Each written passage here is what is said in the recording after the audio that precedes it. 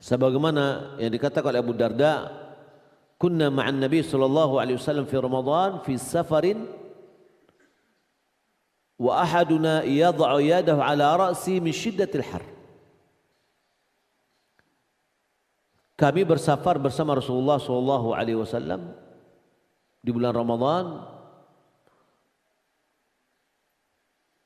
Salah satu di antara kami meletakkan tangannya di kepala karena saking panasnya. Wa ma fina sha'imun illa Rasulullah sallallahu alaihi wasallam. Tidak ada di antara kami, di tengah-tengah kami yang berpuasa kecuali Rasulullah. Wa Abdullah bin Rawahah dan Abdullah bin Rawahah. Hadis ini diriwayatkan oleh Imam Bukhari dan Muslim.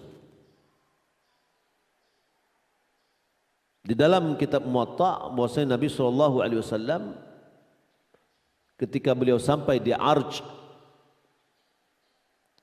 beliau tuangkan air ke kepalanya, beliau sedang berpuasa disebabkan oleh panas atau disebabkan oleh rasa dahaga, rasa haus, lalu dituangkan air. Nah, kita lihat kenapa Nabi lakukan demikian. Karena tadi khisalul iman, di antara meningkatkan iman itu adalah ya berpuasa di waktu musim panas. Lalu kalau kita lihat, apabila dorongan jiwa kita semakin tinggi keinginannya, sementara dia mampu untuk melakukan, lalu dia tahan. Ya, rasa hausnya, rasa laparnya, lalu rasa itu dia tahan. Dan dia tinggalkan makan dan minum itu karena Allah Subhanahu wa taala, di kondisi tidak ada yang mengetahuinya kecuali hanya Allah. Rasa laparnya bersangatan, dia tahan terus. Dia berada dalam kondisi misalkan sendirian di dalam kamar. Tidak ada yang mengetahui kegiatan dia kecuali hanya Allah Subhanahu wa taala. Tetap dia tahan. Maka perbuatannya ini adalah bukti akan imannya yang sah.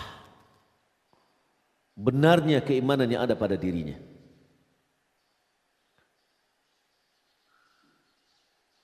Kenapa? Karena orang yang berpuasa dia mengetahui dia memiliki Rabb yang selalu memantaunya di dalam kesendiriannya, yang telah mengharamkan kepadanya untuk meraih apa yang diinginkannya oleh syahwatnya yang dia diberikan fitrah untuk itu. Ya, ketika seorang berada di dalam kesendiriannya, tentu akan semakin meningkat dorongan itu karena tidak ada yang tahu. Ya, lalu dia tinggalkan makan tadi, walaupun keinginannya sangat bersangatan, dia tetap tidak makan, tidak minum, tidak mengikuti syahwatnya, disebabkan dia tahu ada Allah yang melihatnya. Ya, maka dia mentaati Rabbnya, dia menjalankan perintahnya, dia jauhi larangannya karena khawatir dari sanksi yang akan diberikan oleh Allah. Dan dia mengharapkan pahala dari Allah Subhanahu wa taala. Jadi motivasinya kenapa dia meninggalkan makanan dan minuman sementara dia pengen sekali dalam kesendirian? Karena dia takut dengan iqab dan mengharapkan pahala. Ya? Lalu Allah bersyukur kepadanya dengan demikian.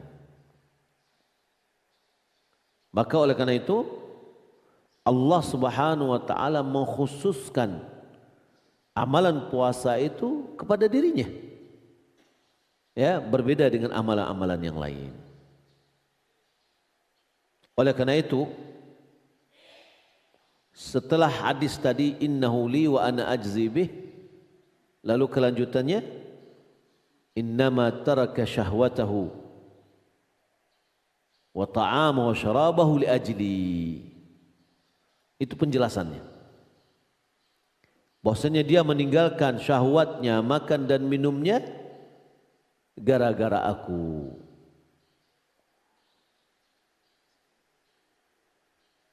Sebagian salaf dia mengatakan tuba liman taraka syahwatan hadiratan li mau'idi ghaibin lam yarahu.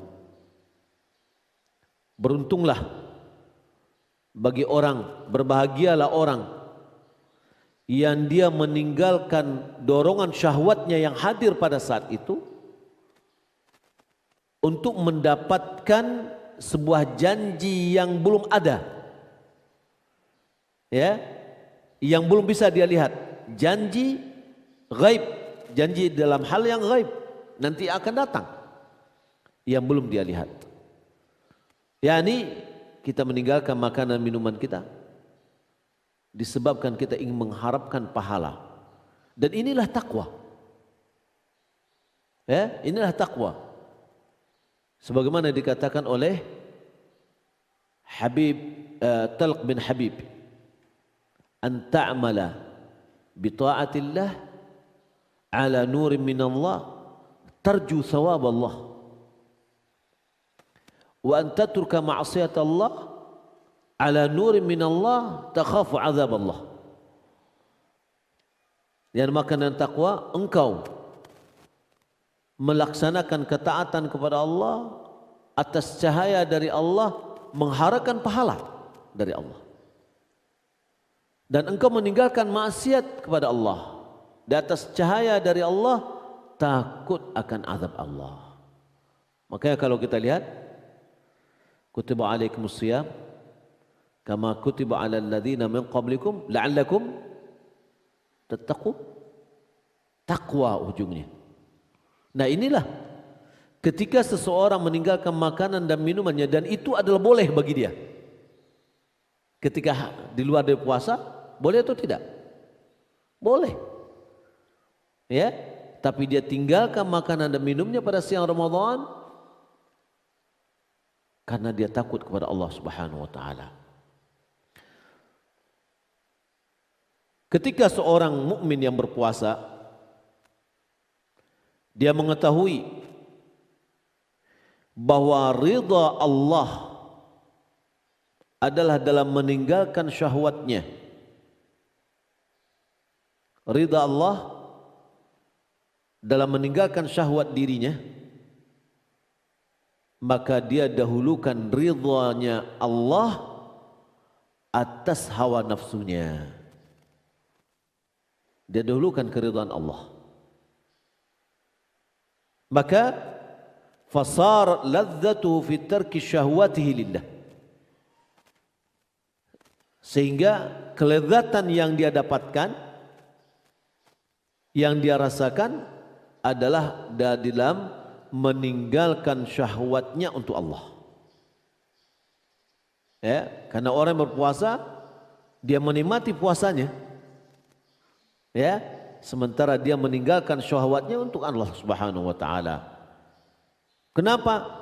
Disebabkan oleh iman dia, kepercayaan dia, keyakinan dia bahwasanya Allah selalu mengetahuinya, dan imannya kepada pahala yang diberikan oleh Allah Subhanahu wa taala, dan iqab, ya, a'zam, pahala dan iqab itu lebih besar di dalam pandangannya daripada kelezatan yang akan dia rasakan ketika dia sendirian. Saya ulangi, ketika seorang mungkin sendiri dia melakukan sebuah maksiat, yaitu adalah kelezatan syahwatnya, karena yang di dalam pandangan dia adalah pahala yang diberikan oleh Allah Subhanahu wa taala lebih besar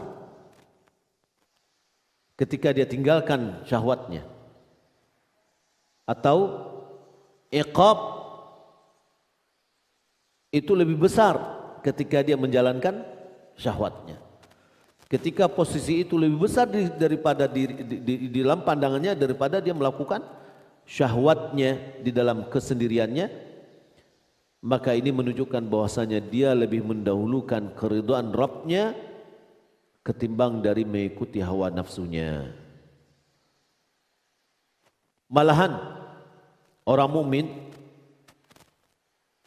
ya, kalau seandainya dia merasakan puasanya seperti ini, sesuatu yang halal bagi dia di luar puasa, kemudian dia haramkan pada waktu yang sebentar,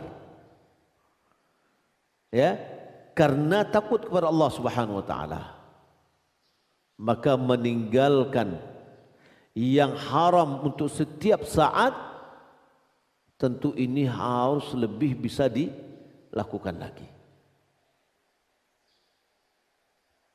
Terkadang ketika, ya, kita misalkan makan dan minum,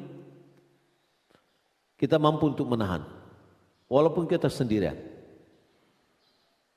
tapi melakukan maksiat kepada Allah yang itu adalah haram, ya, perbuatan zina, minum khamar, atau hal-hal yang berhubungan, yang berdekatan dengan itu. Terkadang dorongan syahwatnya ketika kita kesendirian semakin meningkat, ya, semakin meningkat.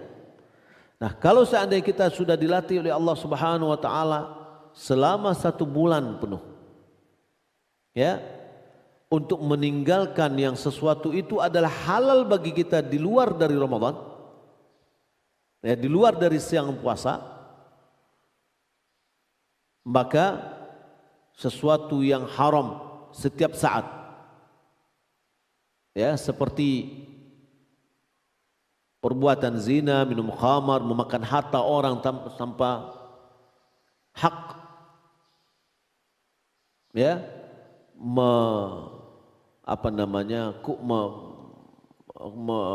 mengambil kehormatan orang atau mencaci kehormatan orang tanpa hak, itu adalah haram. Menumpahkan darah orang itu adalah haram. Membunuh orang adalah haram. Maka ini tentu, ya, lebih diperhatikan lagi dan lebih ditinggalkan. Makanya kalau kita lihat juga dalam ayat-ayat puasa, ya, mulai dari 183 berujung pada 188, 188, yang berbunyi wala ta'kulu amwalakum bainakum bil batil wa tudlu biha ila al-hukam litakulu fariqan min amwalin nas bil itsm wa antum ta'lamun. Ayat puasa itu ditutup oleh Allah Subhanahu wa taala dengan jangan kalian memakan harta kalian satu sama lainnya dengan cara yang batil. Dengan cara apa? Wa tudlu biha ilal hukam. Kau bawa harta itu kepada pengadilan. Boleh jadi ada orang dia bukan punya dia. Karena hujahnya kuat, dia bisa membolak-balikkan kebenaran. Akhirnya secara bukti dia bisa dikatakan sebagai pemilik, tapi secara hakikat dia tidak pemilik. Berapa banyak orang mengambil harta orang secara batil. Kalau seandainya dalam 1 bulan kita bisa menahan diri kita dari memakan atau mengambil hal-hal yang itu adalah halal bagi kita, hanya saja diharamkan oleh Allah Subhanahu wa taala dalam masa yang tertentu, maka tentu sesuatu yang diharamkan oleh Allah Subhanahu wa taala yang bersifat continue, ya, setiap zaman dan setiap tempat diharamkan oleh Allah Subhanahu wa taala, maka seorang mukmin tentu dia akan lebih mudah meninggalkannya, ya, karena selama puasa dia sudah berlatih untuk meninggalkan itu. Yang kedua, makna dari fa innahu li, sesungguhnya puasa itu adalah untukku, bahwa ini menunjukkan puasa tersebut adalah sebuah kerahasiaan antara seorang hamba dengan Rabb-nya, yang mana tidak ada yang mengetahuinya kecuali hanya Allah Subhanahu wa taala. Karena dalam puasa ini di dalamnya terdapat niat yang ada di dalam hati yang tersembunyi, yang tidak bisa dilihat oleh Allah, tidak bisa dilihat kecuali hanya Allah Subhanahu wa taala. Dia meninggalkan syahwatnya, ya, yang itu merupakan yang ada pada fitrahnya. Dia tinggalkan itu karena dia mengetahui Allah Subhanahu wa taala. Allah Subhanahu wa taala melihatnya. Maka dalam hal ini menunjukkan kepada kita, melatih diri kita bahwa kita beribadah betul-betul ikhlas karena Allah Subhanahu wa taala. Tidak ada riya di dalamnya. Ya, karena seorang yang berpuasa tidak bisa memperlihatkan bagaimana dia. Kalau seorang bersedekah, dia bisa melihatkan bagaimana sedekahnya. Tapi kalau puasa, dia adalah ibadah hanya kepada bersama Allah Subhanahu wa taala, dan tidak ada lagi yang mengetahuinya kecuali hanya Allah Subhanahu wa taala. Kemudian hadis Nabi SAW mengatakan, taraka syahwatahu wa ta'amahu wa syarabahu min ajli. Beliau atau orang yang berpuasa meninggalkan makan dan syahwatnya, makan dan minumnya karena gara-gara aku.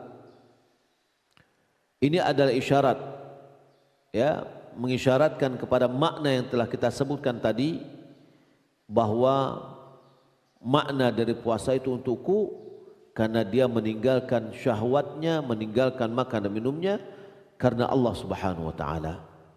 Yaitu orang yang berpuasa, dia mendekatkan dirinya kepada Allah Subhanahu wa taala dengan meninggalkan apa yang diinginkan oleh jiwanya dari makan dan minum serta nikah. Di dalam mendekatkan diri kepada Allah Subhanahu wa taala dengan meninggalkan syahwat-syahwat yang seperti ini dengan cara berpuasa, terdapat beberapa faedah. Apa faedah yang bisa kita ambil? Yang pertama adalah kasrun nafs, yaitu menundukkan gejolak jiwa. Karena kenyang dan puas dari minum serta hubungan dengan syahwat dengan wanita akan membawa jiwa kita kepada kelalaian, membawa jiwa kita kepada al-batar, yakni kepada kesombongan. Ya, orang yang biasa makan kenyang, minum banyak, melampiaskan syahwatnya dengan walaupun dengan istrinya, tapi itu yang konsentrasinya ke sana atau banyak yang dilakukan, itu akan membawanya kepada kelalaian. Maka ketika seorang mengosongkan dirinya dari syahwat ini dengan cara berpuasa, maka itu akan bisa menundukkan jiwanya dan mengontrol dorongan syahwatnya. Di antaranya makna atau faedah yang bisa diambil yaitu takhallil qalbi lil fikri wa dzikr. Meninggalkan syahwat dengan berpuasa itu akan bisa mengosongkan hati kita untuk lebih konsentrasi berzikir dan berfikir. Karena memenuhi syahwat dengan banyak makan, minum dan wanita itu terkadang bisa menjadikan hati menjadi keras. Dan malahan terkadang bisa membutakan hati. Bisa menghalangi hamba dengan berzikir dan berfikir. Hal itu bisa menjadikan seorang akan lalai. Maka mengosongkan perut dari makan dan minum itu bisa memberikan hati bercahaya dan menyebabkan hati itu semakin perasaannya semakin halus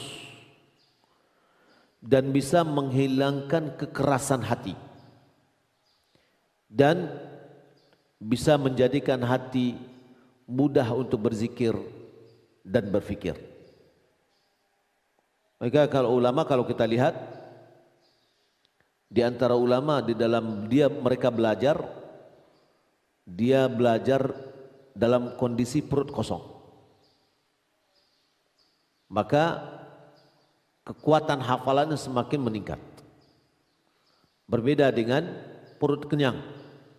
Perut kenyang, mata mengantuk, pikiran kita sudah mulai tidak konsentrasi. Ya, apabila mata mengantuk, kemudian sudah ada rasa kenyamanan, maka pikiran atau kelalaian itu akan mudah datang. Di antaranya juga manfaat dari mengosongkan atau menjauhkan syahwat kita, meninggalkan syahwat kita dengan berpuasa adalah orang yang memiliki kecukupan. Dia akan mengetahui nilai dari nikmat Allah yang Allah Subhanahu wa taala berikan kepadanya ketika apa yang Allah Subhanahu wa taala berikan itu dihalangi dari dirinya. Orang yang berkecukupan dia baru bisa merasakan nikmat Allah apabila nikmat-nikmat itu dihalangi dari dirinya. Ya. Seperti ya dia mau makan. Makanan ada pada dia. Lalu dia tidak bisa makan. Dia minum dan seluruhnya ada dia miliki. Tapi dia terhalang. Ya, karena dilarang. Maka dengan demikian ketika dia terhalang dari apa yang dia mungkin untuk melakukan, maka pada saat itu dia akan bisa lebih mudah mensyukuri nikmat Allah. Ketika dia melihat orang-orang fakir, orang-orang miskin yang terhalang dari nikmat-nikmat yang Allah Subhanahu wa taala berikan kepada dia, ya, maka menyebabkan dia semakin bisa mensyukuri Allah Subhanahu wa taala dan dia akan terdorong, terpanggil hatinya untuk berkasih sayang kepada orang-orang fakir miskin. Akan muncul rasa solidaritasnya dan kepeduliannya kepada orang-orang fakir miskin. Ya, sehingga dia akan memberikan sebagian dari nikmat Allah Subhanahu wa taala kepada orang yang tidak memiliki. Di antara keutamaan meninggalkan syahwat dengan berpuasa yaitu bahwasanya puasa mempersempit aliran darah. Mempersempit aliran darah yang mana aliran darah itu adalah tempat mengalirnya syaitan di dalam tubuh anak Adam. Sebagaimana Nabi SAW mengatakan, yajr syaitan fi bani Adam kama jerdam. Syaitan itu mengalir di tubuh anak Adam seperti mengalirnya darah. Ya.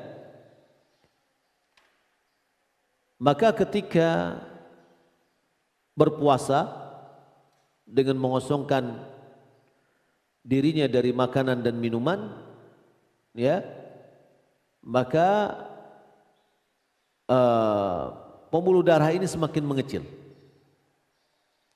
maka mempersempit, ya, gerakan syaitan dan mempersempit ruang dia mengganggu anak Adam, ya, sehingga dia bisa mengurangi dorongan syahwat. Maka oleh karena itu Nabi SAW ketika orang yang tidak mampu menikah, kata Nabi SAW, ya ma'asyar syabab, man istata'a minkumul ba'a falyatazawwaj fa inna aghaddu lil basar wa ahsana lil farj.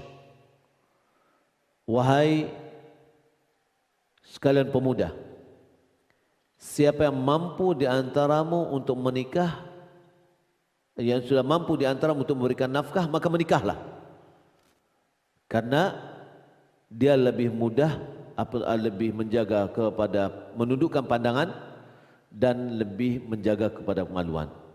Faman lam yastati, siapa yang tidak mampu, kata Nabi, tidak mampu memberikan nafkah namun dorong syahwatnya ada, fa'alaihi bis-shaum, maka adalah dia berpuasa. Kenapa? Fa innahu lahu wija, karena puasa itu baginya adalah wija. Wija itu adalah yang akan menghancurkan dorongan syahwatnya, ya, dia akan memutuskan dirinya dari dorongan syahwat nikahnya. Dorongan ini dari mana? Dari godaan syaitan, ya. Nah, ketika tempat mengalirnya syaitan itu diperkecil disebabkan kita tidak makan dan minum, ya, maka dorongan syahwat pun akan semakin minim. Kemudian ketahuilah, kata beliau, bahwasanya mendekatkan diri kepada Allah Subhanahu wa taala tidaklah akan sempurna, ya, dengan meninggalkan hal-hal syahwat yang mubah, ya, di luar dari puasa, kecuali setelah kita mendekatkan diri kita kepada Allah Subhanahu wa taala dengan meninggalkan hal-hal yang diharamkan dalam setiap saat. Saya ulangi, ketahuilah bahwasanya mendekatkan diri kepada Allah dengan meninggalkan hal-hal yang mubah, ya, di luar Ramadan, di luar puasa, mubah. Hal ini tidak akan bisa kita jadikan untuk bisa mendekatkan diri kita kepada Allah kecuali setelah kita meninggalkan sesuatu yang diharamkan dalam setiap saat. Sekarang kita meninggalkan makan. Di luar Ramadan kita boleh makan. Di luar puasa kita boleh makan. Syahwat boleh dengan istri. Sekarang ini selama kita berpuasa, kita mendekatkan diri kita kepada Allah dengan cara meninggalkan hal yang ada dorong syahwat di dalamnya yang mubah, yang boleh, ya. Nah, ini tidak akan sempurna kecuali dengan cara meninggalkan hal-hal yang diharamkan secara kontinu. Ya, seperti apa? Meninggalkan kebohongan, meninggalkan kezaliman, meninggalkan tindakan yang melampaui batas terhadap manusia, baik itu berhubungan dengan darahnya, hartanya, atau kehormatannya. Oleh karena itu kata Nabi SAW, "Man lam yada' qawla zur wal amala bihi, falaysa lillahi hajatun fi an yada'a ta'amahu wa syarabah." Hadis ini diriwayatkan oleh Bukhari. Ya, siapa yang tidak meninggalkan perkataan bohong, tidak meninggalkan perbuatan bohong. Perkataan bohong, perbuatan bohong itu adalah haram setiap saat, kapanpun, pada saat berpuasa atau di luar puasa, haram. Siapa yang tidak meninggalkan hal ini, maka Allah tidak membutuhkan kepada perbuatannya meninggalkan makanan dan minuman. Kenapa dia meninggalkan makanan minuman selama Ramadan? Ya, selama dia berpuasa, karena dia ingin mendekatkan dirinya kepada Allah dengan sesuatu yang mubah dia lakukan di luar puasa. Dia tinggalkan untuk mendekatkan dirinya kepada Allah. Nah, perbuatannya ini tidak ada nilai di sisi Allah kalau seandainya sesuatu yang haram continue, yang diharamkan tidak dia tinggalkan. Maka oleh karena itu Nabi SAW mengatakan, laisa siyamu minat ta'ami wasyarabi, innama siyamu minal lagwi wal rafath. Bahwasanya puasa itu bukanlah dari makan dan minum, akan tetapi yang puasa itu adalah dari lagwi, kesia-siaan, ya, wal rafath, dari kekejian, perkataan yang keji, perkataan yang sia-sia, perbuatan yang sia-sia, ya. Sebagian dari salaf dia mengatakan, ahwanus siyam tarkus syarabi wat ta'am. Puasa yang paling ringan itu adalah meninggalkan makanan dan minuman. Itu paling ringan. Ya. Tapi yang paling berat apa? Meninggalkan, ya, kebohongan, meninggalkan yang sia-sia. Ini enggak tahu kita nih ya, HP kita yang sekarang ini termasuk yang sia-sia atau gimana nih? Ya. Nabi SAW mengatakan, kullu syai'in yalhu bihi bini Adam fahuwa batil. Setiap sesuatu yang melalaikan anak Adam adalah batil. Ya, kecuali ada 4. Dan di situ tidak ada kebatilannya. Yang pertama adalah melatih memanah, yang kedua melatih berenang, yang ketiga melatih kuda, yang keempat bercumbu dengan istri.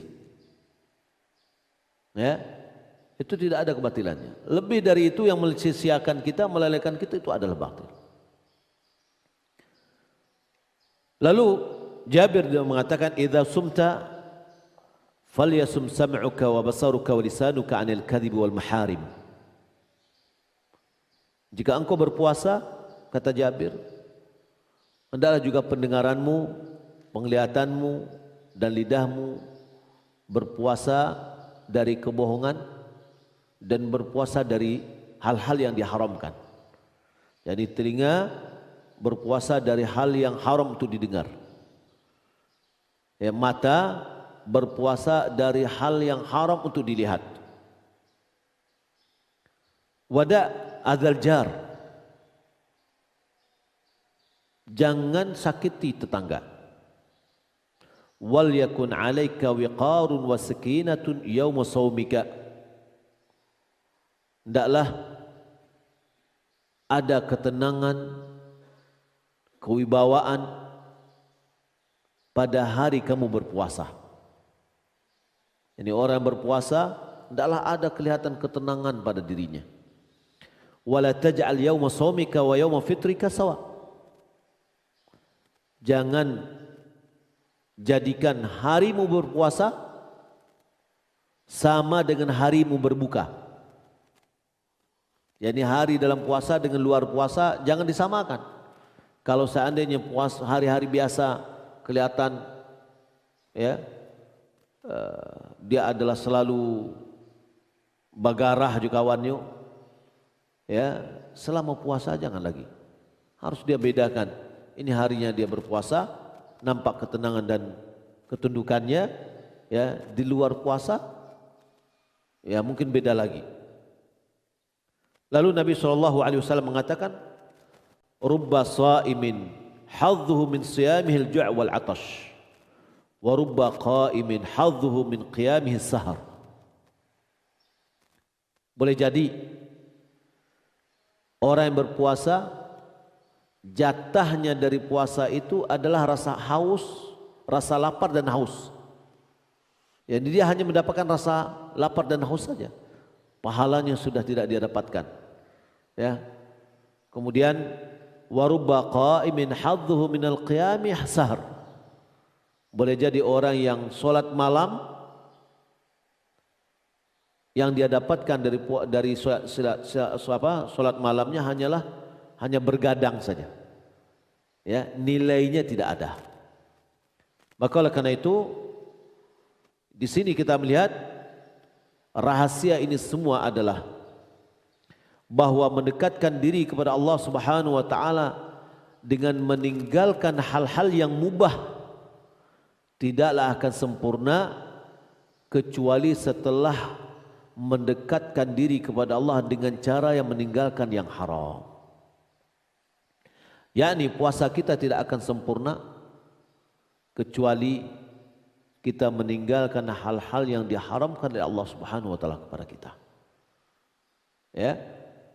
Siapa yang melakukan hal-hal yang haram, kemudian dia mendekatkan dirinya kepada Allah dengan cara meninggalkan yang mubah, maka posisinya seperti orang yang meninggalkan yang fardu, lalu dia mendekatkan dirinya kepada Allah dengan amalan sunat.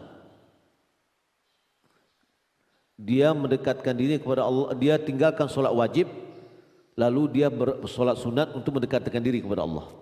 Sama seperti itu. Ya. Makan dan minum adalah syai' mubah, suatu hal yang mubah. Dia ingin mendekatkan dirinya kepada Allah dengan meninggalkan yang mubah, tapi yang haram masih dia lakukan. Maka enggak ada nilainya di sisi Allah Subhanahu wa taala.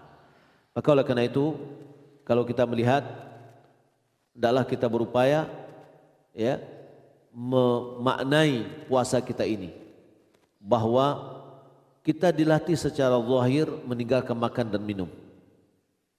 Tetapi yang rahasia sebenarnya adalah kita harus dilatih untuk meninggalkan hal-hal yang diharamkan oleh Allah Subhanahu wa taala. Kalau seandainya pada bulan Ramadan ini kita meninggalkan hal-hal yang mubah dengan mudah, maka hendaklah kita selalu berupaya untuk bagaimana kita meninggalkan hal-hal yang haram. Dalam Musnad Imam Ahmad ada 2 orang perempuan yang berpuasa di zaman Nabi SAW, dan mereka keduanya ini hampir mati kehausan. Ya, kelihatan letih, lelah sekali. Lalu disebutkan oleh Nabi SAW, ya, kemudian diberitahukan Nabi SAW memanggil mereka keduanya, lalu disuruh oleh Nabi untuk memuntahkan. Lalu yang dimuntahkannya adalah darah, nanah, daging. Ya, sementara ini orang berpuasa. Apa kata Nabi? Sesungguh keduanya ini dia telah berpuasa dari apa yang dihalalkan oleh Allah. Apa yang dihalalkan oleh Allah? Makan dan minum. Dia berpuasa. Akan tetapi dia sudah membukakan diri mereka berbuka dengan apa yang diharamkan oleh Allah. Apa yang dilakukan oleh mereka? Satu perempuan ini datang ke kawannya. Lalu ketika mereka berdua, mereka memakan daging manusia. Bagaimana? Dia maghibah, bergunjing. Ya, dia meninggalkan makan dan minum, sementara dia memakan daging orang. Bergunjing haram baik di luar Ramadan atau dalam Ramadan, baik dalam keadaan puasa atau di luar puasa, tetap haram. Ya. ketika dia meninggalkan makan dan minum itu adalah mubah bagi dia, ya, hal yang boleh dia ketika di luar Ramadan, di luar dia puasa dia boleh makan dan minum. Tapi sekarang dia mendekatkan dirinya kepada Allah dengan meninggalkan yang mubah, hal yang diharamkan oleh Allah tetap dia lakukan. Maka oleh karena itu Ibnu Aliyah dia mengatakan as-saim fil ibadah, orang yang berpuasa itu sedang dalam ibadah, ma lam yaghtab, selama dia tidak bergunjing. Kalau seandainya dia bergunjing, sudah batal dah. Ya, batal. Kenapa? Dia tetap melakukan yang diharamkan. Sementara yang mubah dia tinggalkan untuk mendapatkan pahala, yang haram dia kerjakan. Ya, maka oleh karena itu di sini kita berupaya, ya, dengan ilmu ini kita selalu menjaga diri kita. Yang lebih inti dalam kita berpuasa adalah meninggalkan apa yang diharamkan oleh Allah Subhanahu wa taala. Apalagi dalam kesendirian kita. Kalau dalam kesendirian kita bisa menahan makan dan minum, ya, di luar Ramadan itu boleh. Atau di luar puasa itu adalah boleh. Di saat puasa tidak boleh. Maka meninggalkan apa yang diharamkan oleh Allah baik dalam keadaan berpuasa atau di luar puasa itu tentu lebih, ya, harus kita tinggalkan sehingga puasa kita menjadi baik. Mudah-mudahan apa yang kita sampaikan ini menambah pengetahuan kita bagaimana seharusnya kita beribadah kepada Allah Subhanahu wa taala dan hakikat dari puasa kita ini. Wallahu taala alam. Kita lihat tanya jawab di sini ada beberapa pertanyaan.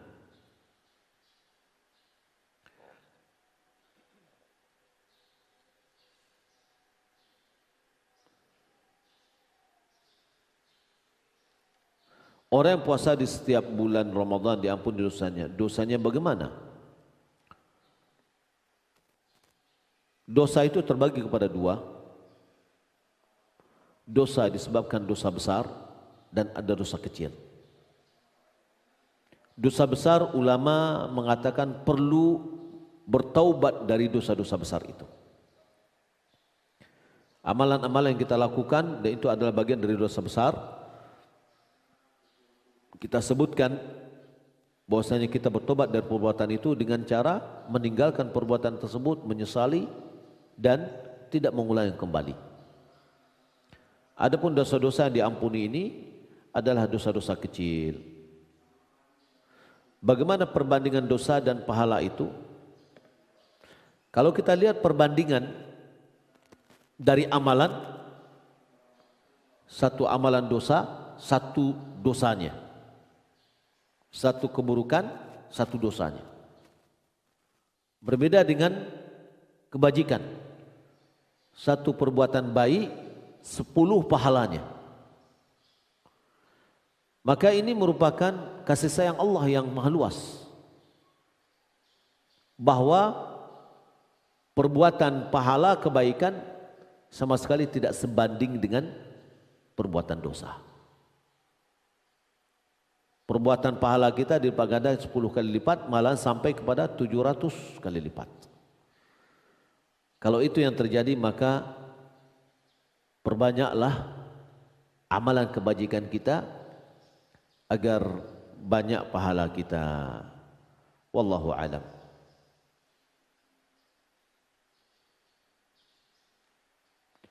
Apakah hukumnya menandai atau mencoret sedikit Al-Quran? Wah, ini pertanyaan lama ini. Taib.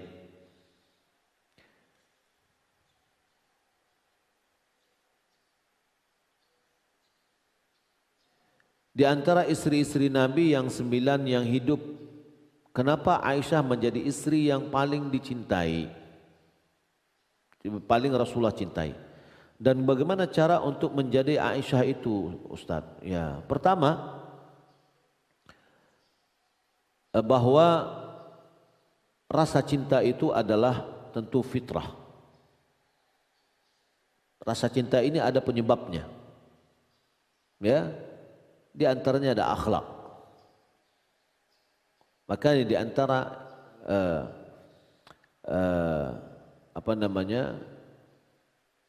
Nabi SAW mengatakan tazawwajul wadud al-walud. Wadud adalah yang dicintai. Penyebab dicintai itu adalah akhlak, kecerdasan, dan Aisyah radhiyallahu taala anha adalah istri Nabi SAW yang bisa mengalahkan sekian sahabat di dalam pemahamannya terhadap agama. Afqahu an-nisa, yakni wanita yang paling faqih, ya.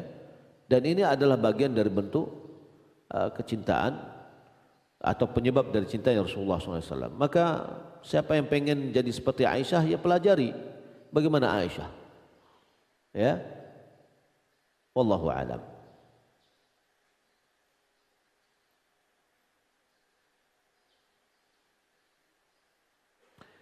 Anda mau nanya bagaimana tata cara solat sunat taubat.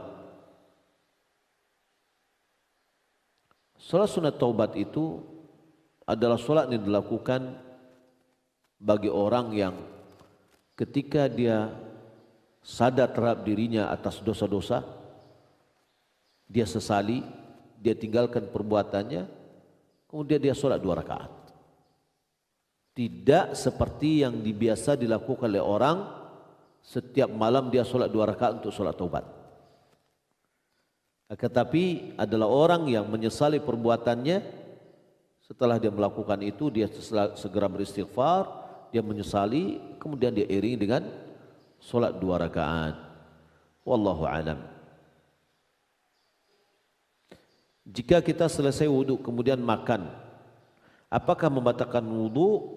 Tidak, kecuali apabila kita memakan daging onta. Kalau kita memakan daging onta, maka membatalkan wudu. Ketika sahabat Nabi SAW bertanya, "A'atwadda min luhumil ghanam?" Qal, "La." Ya, qal, "In syi'ta tatwadda wa in syi'ta la tatwadda." Nabi SAW mengatakan, sahabat bertanya, apakah aku berwudu disebabkan makan daging kambing? Kata Nabi, jika engkau berkenan berwudu, jika engkau berkenan tidak berwudu. Kemudian atwadda min luhumil ibil, apakah aku berwudu disebabkan makan daging onta? Qala na'am tatwadda min luhubil ibil.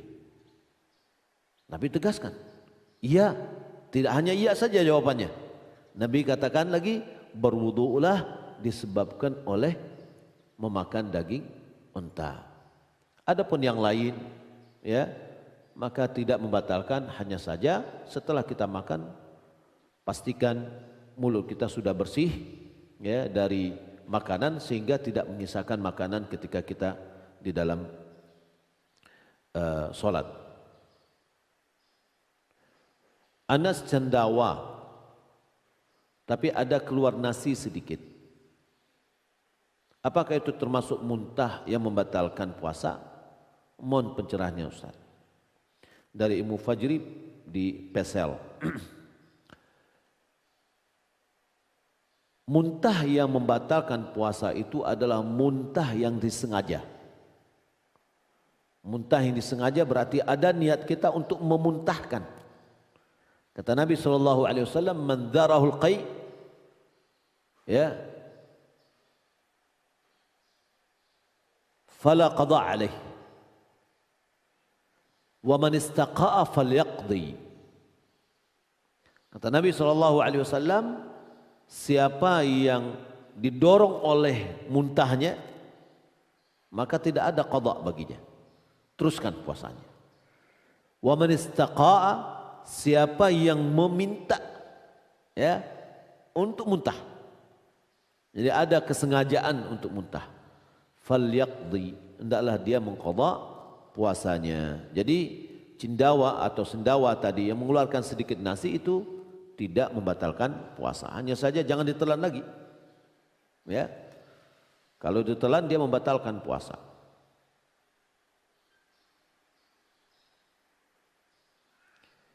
Akhwat di Asahan, ada orang membayar fidyah dengan menjumlahkan uang semisal 300.000, tapi dibelanjakan sembako dan diberikan ke fakir miskin. Apakah boleh membayarkan fidyah dengan cara yang seperti ini, Buya? Tidak. Membayarkan fidyah itu adalah dengan makanan pokok. Kalau seandainya makanan pokok dalam berupa bahan, maka itu makanannya adalah setengah sok. Kalau beras kita berikan setengah sok. Atau dengan makanan yang sudah jadi. Kita berikan nasi bungkus yang sudah jadi. Itu sudah bisa. Atau kita buatkan makanan, kita undang. Ya. Kemudian saya tegaskan lagi di sini, ya, sering terjadi pertanyaan tentang masalah ibu hamil dan ibu menyusui. Ibu hamil dan menyusui wajib berpuasa. Jadi bukanlah hamil dan menyusui itu adalah status membolehkan dia berbuka. Tidak. Kondisinya berbeda dengan orang yang mukim, orang yang musafir dan orang yang sakit. Orang musafir dan sakit itu statusnya membolehkan dia tidak berpuasa. Karena dia tidak diwajibkan berpuasa. Ya. Ada ulama mengatakan membagi begini. Yang wajib berpuasa itu adalah muslim baligh berakal. Ya, ini wajib, semuanya wajib. Tapi ada kewajibannya, adaan, yakni ada yaitu penunaian pada waktunya. Ada yang qadha, wajibnya itu adalah qadha. Ya. Yang ketiga, ada yang boleh dia memilih, ada atau qadha. Nah, orang yang wajib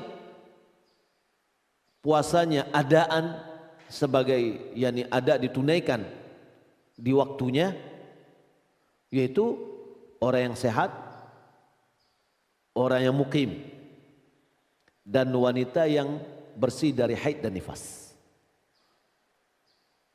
Baik, ada yang dia itu wajibnya qadhaan, dia wajib tapi dengan qadha, yaitu wanita yang haid dan wanita yang nifas. Sebab kalau dalam kondisi haid dan nifas dia menunaikan puasa batal, malah dia berdosa, haram bagi dia. Ada yang dia boleh memilih qadha atau ada, yaitu orang yang sakit dan orang yang musafir. Baik. Adapun ibu yang hamil dan menyusui, dia termasuk orang yang wajib menunaikan puasa adaan sebagai menunaikannya pada waktunya. Lalu apa yang membolehkan dia untuk berbuka? Yang membolehkan dia berbuka adalah kekhawatiran terhadap dirinya atau kekhawatiran terhadap anak atau janinnya. Kalau dia berpuasa, khawatir terhadap dirinya akan menjadi lemah, atau khawatir kalau dia tetap berpuasa badannya tubuh kuat, tapi khawatir kalau seandainya terganggu kepada janin, tubuhnya kuat, tapi khawatir kalau seandainya terganggu kepada anaknya yang menyusui, maka dalam kondisi itu boleh dia berbuka. Maka oleh karena itu tidak ada batas sampai umur berapakah anak yang menyusui ibunya boleh buka puasa. Tidak ada batasnya. Tapi batasnya dalam kondisi apa? Kekhawatiran terhadap dirinya atau terhadap anaknya. Kalau seandainya dia hamil, dia tidak khawatir terhadap dirinya, khawatir tubuhnya kuat, dia tidak khawatir terhadap janinnya, dia wajib berpuasa. Ya, kalau dia batalkan sementara dia tidak punya kekhawatiran tadi, berdosa dia. Karena dia adalah orang yang wajib melaksanakan puasa. Ya, begitu juga dengan orang ibu yang hamil dan menyusui. Wallahu alam.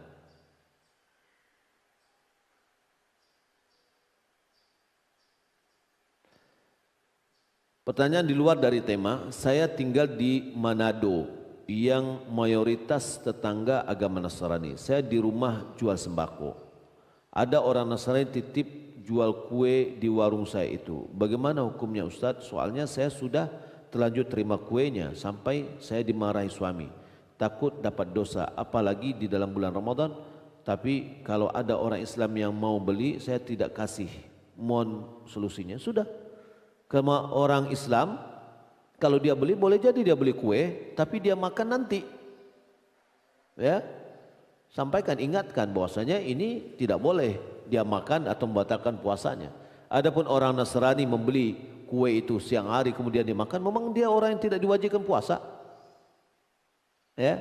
Atau orang Muslim yang musafir lalu dia beli kue itu dan dia makan, tidak ada masalah karena dia adalah orang yang tidak wajib berpuasa. Wallahu alam.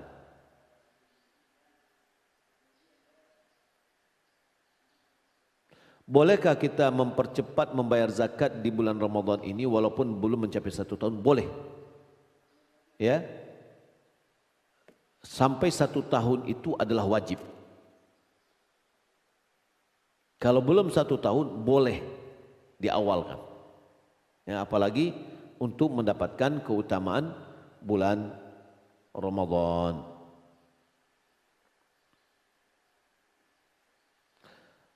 Bolehkah kita menerima hasil waris dari pusaka tinggi dari nenek yang mana hasilnya terus mengalir kepada keluarga kami?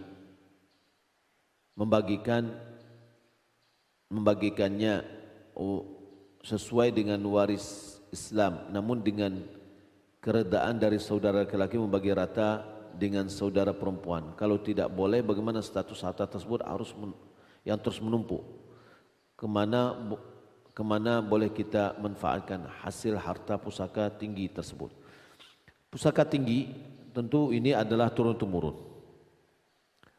Memang mendudukkan pusaka tinggi ini serba susah. Kenapa serba susah? Di dalam agama Islam itu ada wakaf, 2 jenis wakaf. Yang pertama adalah wakaf keluarga, yang kedua adalah wakaf sosial. Wakaf keluarga adalah memang diwakafkan untuk keluarga, pemanfaatannya hanya untuk keluarga. Tapi ingat, kalau dia wakaf tidak boleh dijual, tidak boleh dibagi, tidak boleh dihibahkan. Ya, terus turun-temurun itu. Semuanya dapat. Tidak boleh dibagi-bagi. Nah, sementara pusaka tinggi itu cenderung dibagi, cenderung digadaikan, ya, cenderung dihibahkan juga. Sementara yang wakaf ini tidak boleh dijual, tidak boleh digadaikan, karena yang digadaikan atau yang diborohkan itu ada sesuatu yang bisa dijual. Ya, kemudian tidak boleh dibagi, maka tidak boleh dibagi sesuai dengan parwi. Ya, untuk anak-anak perempuan enggak boleh. Kalau ini adalah wakaf keluarga.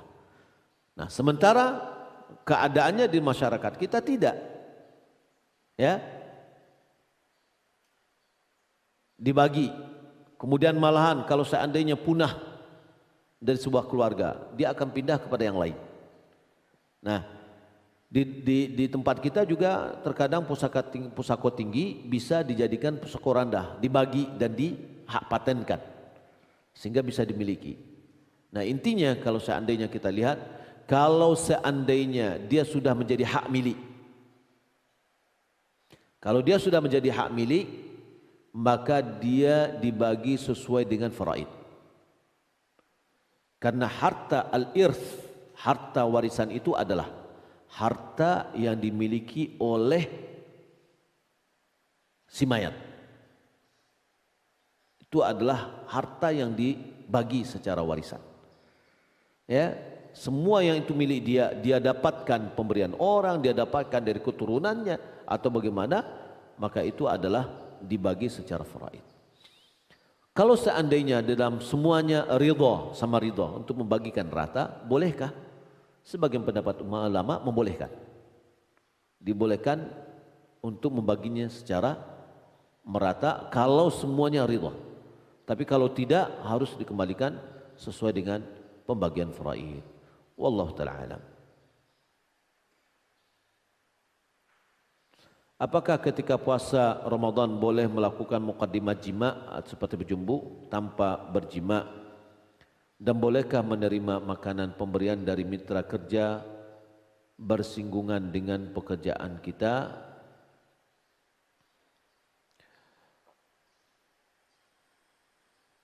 Nabi SAW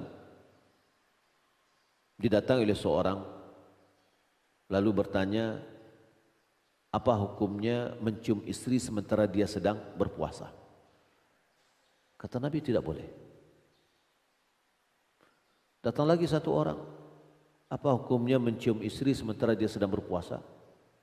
Kata Nabi, boleh. Pertanyaan yang sama, jawaban yang berbeda. Karena jawabannya sesuai dengan kondisi orang yang bertanya. Orang yang mencium istrinya dibolehkan oleh Nabi karena dia adalah orang tua. Yang mencium istrinya tidak dibolehkan oleh Nabi karena dia berpuasa, karena dia orang muda, dorong syahwatnya tinggi. Ya, walaupun dalam sebuah hadis ada yang katakan bahwasanya Nabi yubashiru ahlahu wa huwa shaim. Nabi mencumbu istrinya sementara dia sedang berpuasa. Nabi adalah orang yang paling mampu untuk menguasai syahwatnya. Nah, maka dalam hal ini kalau kita lihat hukum asalnya boleh, tapi hati-hati. Ya, jangan menyebabkan kita jatuh kepada perbuatan yang dilarang, yaitu meninggalkan atau jatuh kepada perbuatan yang menyebabkan kita harus membayar kafarat.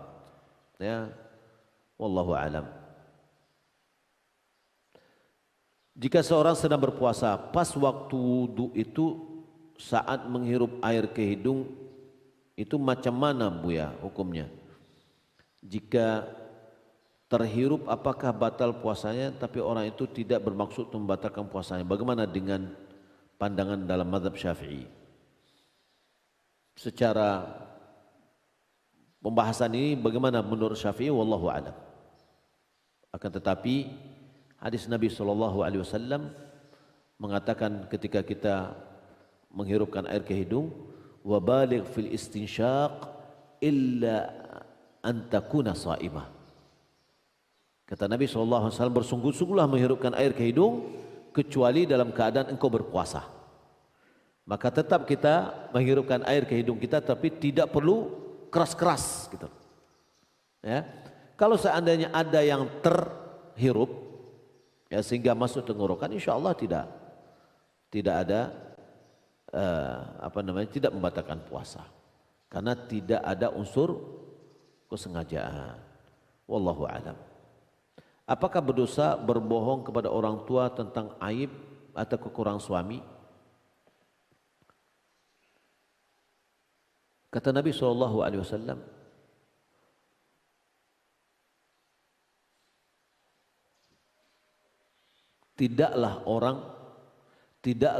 bukanlah dari berbohong orang yang menyebutkan yang baik saja. Laisa minal kadhibi man yanmu. Yanmu di sini adalah menyampaikan hal-hal yang baik saja. Jadi kalau seandainya misalkan suami kau, alhamdulillah, elok, ya, alhamdulillah, disebutkannya baik-baik aja. Itu tidak termasuk kebohongan. Ya, ketika kita ditanya oleh orang tua kita, tidak mesti semuanya kita sampaikan. Ya, kalau semua yang kita sampaikan malah menjadikan orang tua kita gundah gulana. Kalau dia menangis itu bisa menjadikan kita durhaka kepada orang tua. Ya, karena menangisnya orang tua itulah bagian dari durhaka. Kita jangan sakiti hati mereka dengan informasi yang tidak baik. Selama kita masih bisa menahannya, bisa mensiasatinya, ketika orang tua kita tanya tentang suami kita, sampaikan yang baik-baik aja. Ya, toh kalau disampaikan kepada yang baik-baik saja kan tidak ada masalah. Jadi yang aib-aib itu kita tutup. Ya, saya selalu menceritakan kebaikan suami ke keluarga dan orang tua saya dan menutupi segala aib dan kekurangan suami. Alhamdulillah ini bagus, istri yang sangat bagus. Ya, dia berupaya untuk menutup aib suaminya karena aib suaminya adalah aib dia juga. Ya, ini adalah bagian dari firman Allah Subhanahu wa taala, "Hunna libasul lakum wa antum libasul lahunna." Wanita itu adalah pakaian bagi suami, suami juga adalah pakaian bagi istri. Istrinya intinya apa? Bahwa satu sama lainnya adalah pakaian bagi yang lain. Wallahu alam. Hukum menggadaikan sawah yang mengerjakan sawah tersebut yang punya sawah, dia membagi hasilnya hanya seikhlasnya.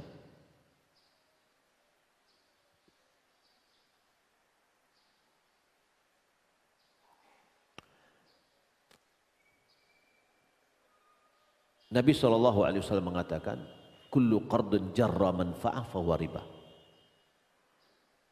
Setiap pinjaman yang mendatangkan manfaat, maka itu adalah riba. Menggadaikan sawah. Seorang meminjamkan uang, lalu sawahnya digadaikan. yakni sebagai borohan. Sawah ini dikelola oleh pemiliknya. Tapi pemilik ini ketika menghasilkan sawah dia kasih ke sini. Berarti orang ini meminjamkan uang ke sini, dia mendapatkan manfaat. Walaupun dia tidak mengelola sawahnya. Maka itu adalah riba. Ya, setiap pinjaman yang memberikan manfaat kepada orang yang meminjamkan, maka itu adalah riba. Jangankan itu, naikkan, dia meminjamkan uang, setelah itu dinaikkan dia dengan motor kita atau mobil kita untuk mengantar dia ke rumah, maka itu adalah riba. Karena gara-gara dia setelah meminjamkan.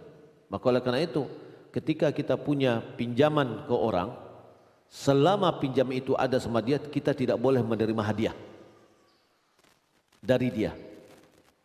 Kecuali kalau sebelum meminjam dia sudah terbiasa saling memberi, ya, maka tidak apa-apa. Adapun masalah hadiah tadi ya, ada ya, hadiah dalam berkenaan yang sehubungan dengan pekerjaan tidak boleh. Kata Nabi SAW, hadiatul ummal ghululun. Hadiah yang diambil oleh pekerja termasuk harta ghulul, harta korupsi. Wa may yaghlul ya'ti bima ghalla yaumil qiyamah. Siapa yang ghulul, mengambil harta ghulul ini, dia akan bawa nanti harta ghulul itu nanti pada hari kiamat. Wallahu alam.